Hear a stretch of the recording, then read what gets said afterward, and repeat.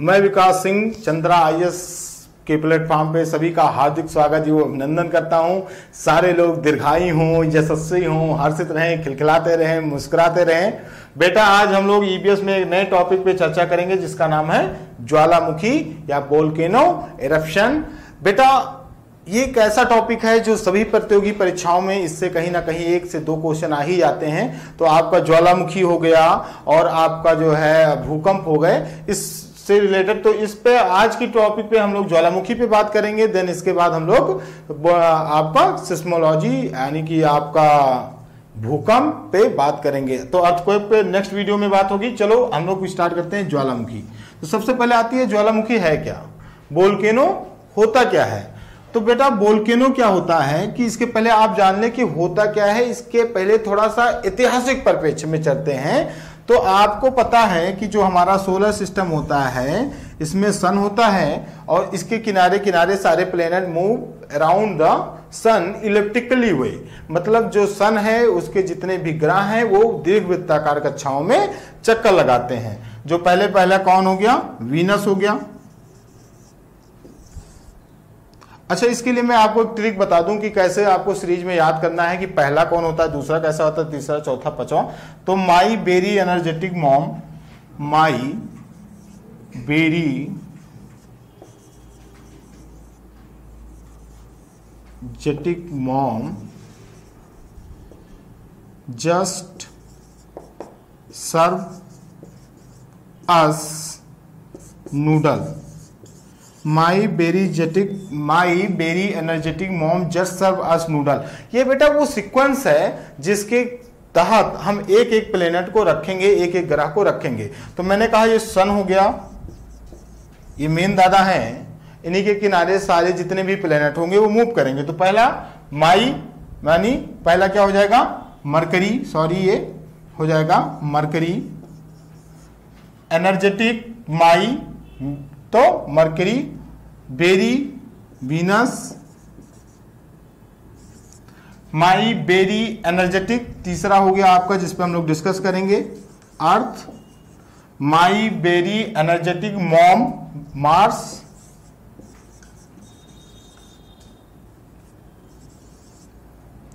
माई very energetic mom just से क्या हो जाएगा जुपिटर। जस्ट सर्व यस से क्या हो जाएगा सैटर्न। सैटर्न अस यूरेनस और लास्ट में नेपच्यून। कहने का मतलब जो सोलर सिस्टम के प्लेनेट हैं उनका जो सीरीज है कि सबसे पहले सन के सबसे पास का पहला ग्रह कौन है, तो वो Mercury, second Venus, third Earth, fourth Mars, fifth Jupiter, 6 Saturn और यूरेनस और 8 आपका हो गया नेपच्यून। तो ये 8 प्लेनेट हो गए जो all planet move around the sun elliptically way. सारे जो प्लेनेट होते हैं वो सूर्य के किनारे किनारे दीर्घवृत्ताकार कक्षा में चक्कर लगाते हैं। अब ये थोड़ा सा मैं इसके ऐतिहासिक परिप्रेक्ष्य में जाने का अभी मैं मीन समझाता हूं कि बेटा जो अर्थ है ना, ये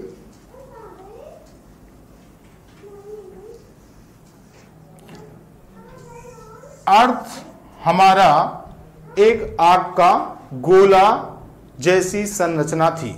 अर्थ का जब निर्माण हुआ तो अर्थ कैसी थी, एक आग के गोले नुमा संरचना थी और इसमें जो बहुत सारे गैसेस थे उन गैसेस में 2 हाइड्रोजन और 1 ऑक्सीजन मिलके H2O बनता है और इस तरीके से वाटर वेपर के रूप में बहुत करोड़ों वर्षों तक बारिश होती रहती है, जिससे अर्थ का जो ऊपरी लेयर होता है ये ठंडा हो जाता है और इसको हम बोलते हैं क्रस्ट। ठीक, यानी कि सबसे पहले ज्वालामुखी होता क्या है, तो इसके जानने के लिए मैं इसके ऐतिहासिक परिप्रेक्ष्य में बताना चाहता हूं कि जब अर्थ का निर्माण हुआ, बिग बैंग थ्योरी के अनुसार जब एक बहुत बड़ा एक्सप्लोजन हुआ तो उसी में जब हमारा अर्थ का निर्माण हुआ तो ये भी एक क्या था, आग का दहकता हुआ गोला था जिसमें बहुत दिनों तक, बहुत सालों तक वाटर वेपर के रूप में बारिश होती रही, जिससे अर्थ का ऊपरी लेयर ठंडा हो गया। उसको हम क्या बोलते हैं, क्रस्ट। और अंदर अभी भी पूरा क्या है, आग का गोला है, जिसमें इसके क्रस्ट के नीचे आए तो दूसरे लेयर को हम बोलते हैं मेंटल।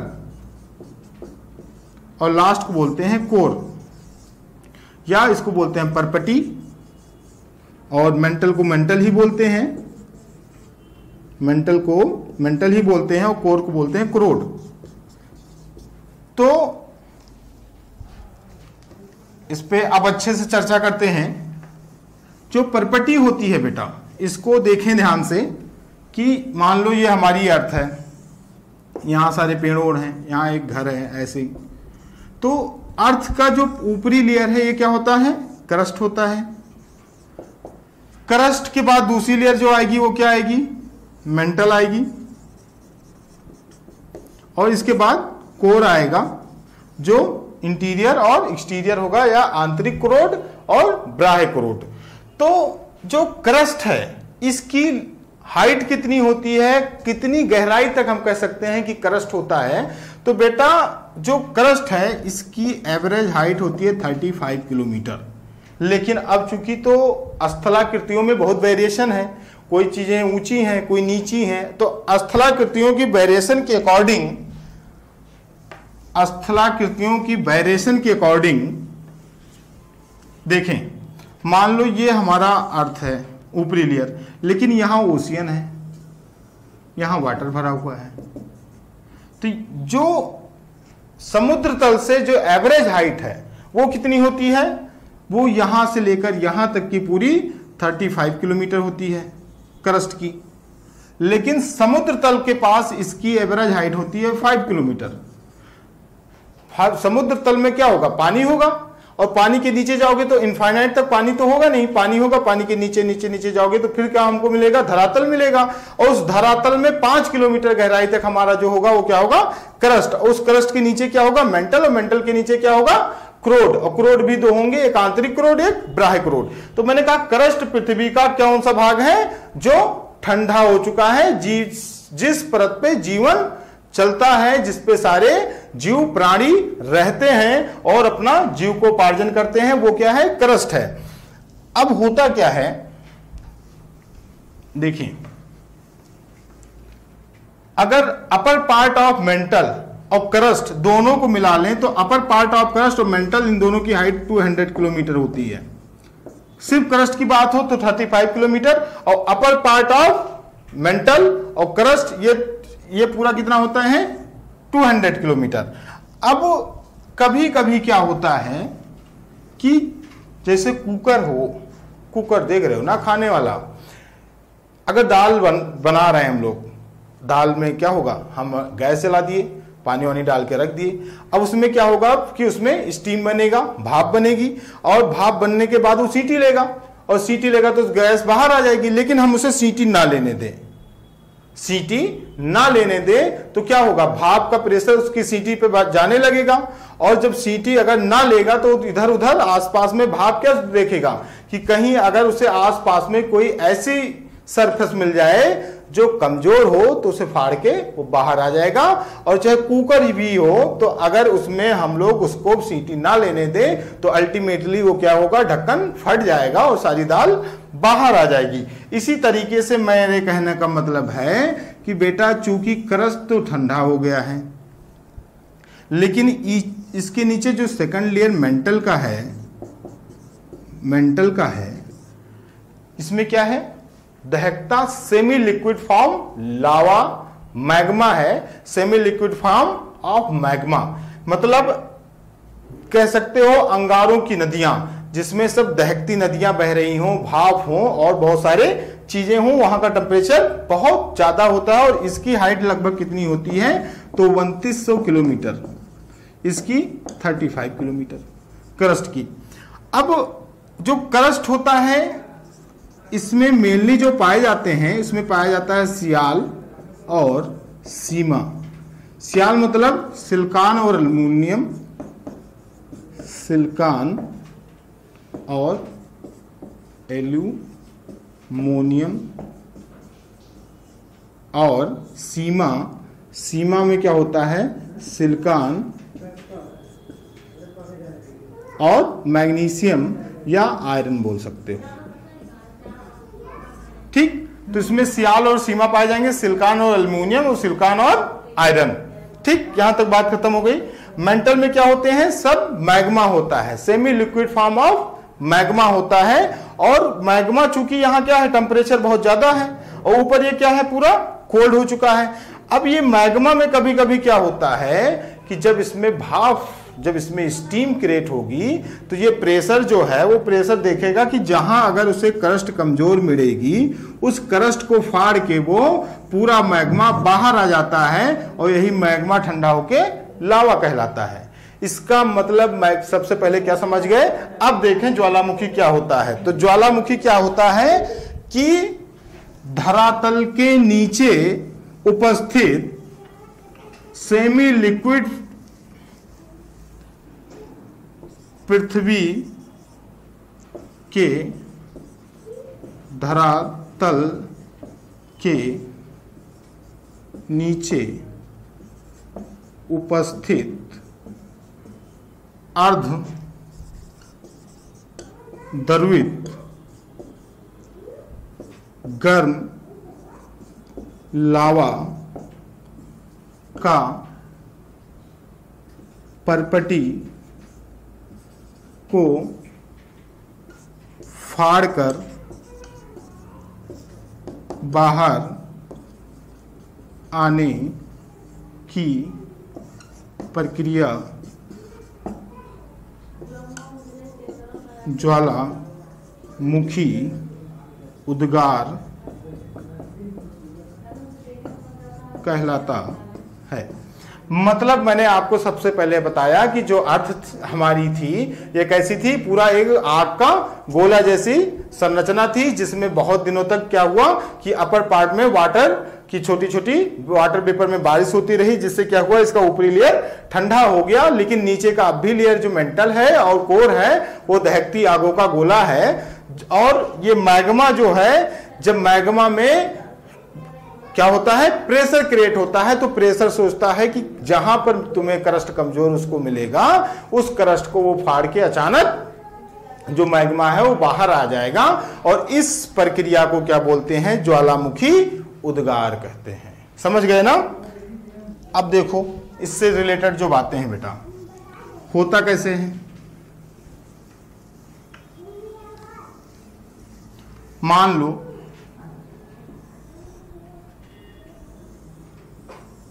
ये पॉइंट था, ये तुम्हारे क्रस्ट इस वाले पॉइंट पे अचानक से एक तरीके से यहां से वोल्केनिक इरप्शन होता है, वोल्केनिक इरप्शन होता है, ज्वालामुखी उद्गार होता है और यहां से मैग्मा बाहर आता है। यहां इसको क्या बोलेंगे, मैग्मा। और यही जब ठंडा हो जाएगा बाहर तो इसे बोलेंगे हम लावा। तो मैग्मा और लावा में कोई अंतर नहीं है। जब तक वो धरातल के नीचे है तब तक वो मैग्मा है, और जब वो धरातल से इरप्ट होके बाहर आता है और ठंडा होता है तो उसी को हम क्या बोलते हैं, लावा बोलते हैं। अब इसको क्रेटर बोलते हैं।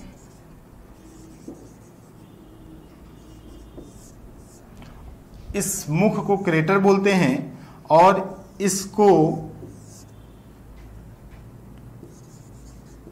ज्वालामुखीय नाल, ज्वालामुखीय नाल बोलते हैं। और इस ज्वालामुखीय नाल से होते हुए मैग्मा जो है वो जो है तुम्हारा बाहर इरप्ट होता है और ठंडा होकर लावा में कन्वर्ट हो जाता है। ये हो गई ज्वालामुखी का फटने का प्रोसेस। अब होता कैसे है, तो मैंने कहा ज्वालामुखी उद्गार कैसे होता है, जब नीचे इंडोजेनिक, एक चीज और जान लें कि इंडोजेनिक फोर्स क्या होते हैं, एक्सोजेनिक फोर्स क्या होते हैं, आंतरिक बल क्या है और बाह्य बल क्या है। तो इंडोजेनिक फोर्स यानी धरातल के नीचे लगने वाला कोई भी बल, चाहे आपका वोल्केनिक इरप्शन हो, ज्वालामुखी उद्गार हो, या आपका अर्थक्वेक हो, आपका भूकंप आना हो, ये सब क्या है, जमीन के अंदर की प्रक्रिया है, अंदर की क्रिया है, तो इसको बोलते हैं इंडोजेनिक फोर्स। बाहर जैसे कोई चीज है, मतलब रिवर बह रहा है, तूफान आ रही है, तो इसमें जो फोर्स क्रिएट हो रहा है इसको बोलते हैं एक्सोजेनिक फोर्स। ठीक, तो जो इंडोजेनिक फोर्स में जो ज्वालामुखी बन रहा है बेटा, जब अंदर क्या होगा, प्रेशर क्रिएट होगा तो उस प्रेशर को क्रस्ट पे देखेगा। लेकिन अब क्रस्ट कहां कमजोर मिलेगा, तो सबसे ज्यादा अगर देखा जाए क्रस्ट तो पैसिफिक ओशियन के आसपास वाला जो रीजन है वहां का क्रस्ट काफी कमजोर मिलता है और वहां सबसे ज्यादा वोल्केनिक इरप्शन होता है। इसीलिए उसको बोलते हैं ring of the fire, ring of the fire. Ring of the fire माने आग का गोला किसे बोलते हैं, तो प्रशांत महासागर, पैसिफिक प्रशांत महासागर के आसपास का जो क्रस्ट होता है वहां वोल्केनिक इरप्शन सबसे ज्यादा होता है, इसलिए उसको क्या बोलते हैं, रिंग ऑफ द फायर। अब इस ज्वालामुखी की प्रवृत्ति के आधार पर इसको 3 भागों में बांटा गया है। ज्वालामुखी क्या होते हैं यह आप जान गए। ज्वालामुखी 3 प्रकार के होते हैं। एक ज्वालामुखी जिसमें इरप्शन अभी हो रहा है, मतलब मामला चल रहा है, अभी शांत नहीं हुआ है, उसको बोलते हैं एक्टिव वोल्केनो या सक्रिय ज्वालामुखी। सक्रिय ज्वालामुखी जैसे भारत का अपना हो गया बैरन, या आपका ले लो स्ट्राम्बोली, इटली का स्ट्राम्बोली, ठीक।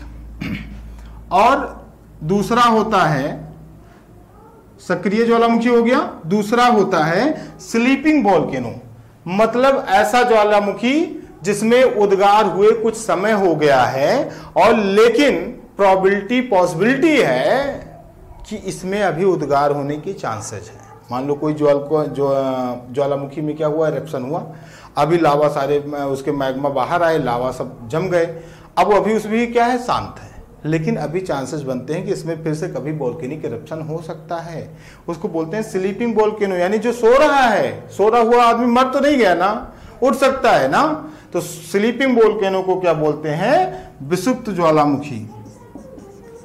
विषुप्त ज्वालामुखी, और विषुप्त से ही नाम याद कर लोगे, विसुबियस। विसुबियस ये भी इटली का कैसा वोल्केनो है, जो विषुप्त वोल्केनो में आता है। तो पहला हो गया आपका सक्रिय ज्वालामुखी, ऐसा ज्वालामुखी जिसमें अभी उद्गार चल रहा हो। नंबर 2 विषुप्त ज्वालामुखी जिसमें उद्गार बंद हो गया हो लेकिन होने की संभावना हो। तीसरा होता है एक ऐसा वोल्केनो इरप्शन जिसमें ज्वालामुखी का उद्गार हुए काफी समय हो गया और अब उसमें ज्वालामुखी के उद्गार होने के कोई चांसेस नहीं दिखते। इसको बोलते हैं डेड वोल्केनो, या इसको बोलते हैं सक्रिय, विषुप्त और सुप्त ज्वालामुखी या डेड वोल्केनो।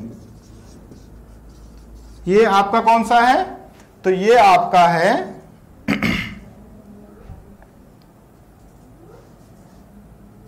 पाकिस्तान का एग्जांपल ले लेते हैं, जोर ए सुल्तान। जोर ए सुल्तान पाकिस्तान में एक ज्वालामुखी है जो क्या है, डेड हो गया है, वहां सब डेड है। पाकिस्तान का देखो तो वहां ज्वालामुखी भी कौन सा है बता रहे हैं, जोर ए सुल्तान कौन सा ज्वालामुखी है जो डेड हो चुका है। वैसे वहां के आदमी भी इंटरनल थॉट से क्या हो चुके हैं, डेड। उनके अंदर वो जिज्ञासा, वो जिजीविषा, वो महत्वाकांक्षा, वो आकांक्षा सब क्या हो गई है, डेड हो चुकी है। ठीक, तो पहला हो गया सक्रिय ज्वालामुखी, उसके एग्जाम्पल क्या हो गए, बैरन हो गया जो इंडिया में है, स्ट्राम्बोली हो गई जो इटली में है। दूसरा तुम्हारा विषुप्त ज्वालामुखी, ऐसा ज्वालामुखी जिसमें उद्गार हुए कुछ दिन हो गए हैं लेकिन अभी इसमें चांसेस हैं फिर से उद्गार होने के, इनको बोलते हैं विषुप्त ज्वालामुखी। और तीसरा ऐसा ज्वालामुखी जिसमें अब होने के कोई चांसेस नहीं, इसको बोलते हैं डेड वोल्केनो, मतलब जिसमें अब उद्गार होने के कोई चांसेस दूर दराज तक नहीं दिखते। तो अर्थ समझ ही गए, ये हमारी अर्थ है जिसका शेप कैसा होता है, जियोइड शेप, OID, जियोइड मतलब स्फेरिकल टाइप का, स्फेरिकल शेप होता है और जिसका ये लगभग तुम्हारा, अगर ये देखा जाए तो 6371 6371 किलोमीटर होता है ये पॉइंट। और जिसमें मैंने बताया 35 किलोमीटर तक तुम्हारा क्रस्ट होता है और 2900 ये तुम्हारा क्या होता है, मेंटल होता है, और उसके नीचे क्या होगा, कोर होगा, यानी क्रोड होगा। ठीक, यहां तक बात समझ में आ गई। अब ज्वालामुखी की प्रवृत्ति, फटने की प्रवृत्ति के आधार पर इसको दो भागों में बांटा गया, और वैसे ज्वालामुखी को अम्लीयता और क्षारीयता के आधार पर दो भागों में बांटा गया है, अम्लीय और क्षारीय। अब ज्वालामुखी कोई खाने वाली चीज तो है नहीं। अगर किसी चीज को बताएं कि अम्लीय है, जैसे आपको नींबू दिया गया, पूछे कि बताओ अम्लीय है कि क्षारीय है, तो क्या करोगे, टेस्ट कर लोगे। अगर स्वाद कैसा है, खट्टा है, तो आपको पता चल जाएगा ये क्या है, अम्लीय है। अगर आपका स्वाद बिटर आ रहा है तो पता चल रहा है क्षारीय है। लेकिन अब ज्वालामुखी जिसमें से मैग्मा निकल रहा हो, तो ऐसे तरल अवस्था में जाकर हाथ में लेकर उसको टेस्ट तो करोगे नहीं। मतलब इसका जो आधार है वो है सिलिका की उपस्थिति। जो अम्लीय होता है इसमें मोर देन 60% सिलिका होता है, और जो क्षारीय होता है इसमें लेस देन 40% सिलिका होता है। तो ये सिलिका जो है इसमें इतना होता है। तो आपको कुछ बातें समझ में आई होंगी कि ज्वालामुखी क्या है, ज्वालामुखी कैसे फटते हैं, और ज्वालामुखी फटते हैं उसके आधार पर इनको किन भागों में बांटा गया है, और इसकी अम्लीयता क्षारीयता के आधार पर इनको कैसे बांटा गया है, और धरती पे क्रस्ट क्या है, मेंटल क्या है, कोर क्या है, हम लोग किस भूभाग पे रहते हैं, टोटल लेंथ कितनी है 35 किलोमीटर, ओशियन में इसकी किलोमीटर कितनी है तो 5 किलोमीटर। चलो एक इसके साथ अब हम लोग दूसरे टॉपिक पे मिलेंगे, क्योंकि बहुत लंबा वीडियो बनने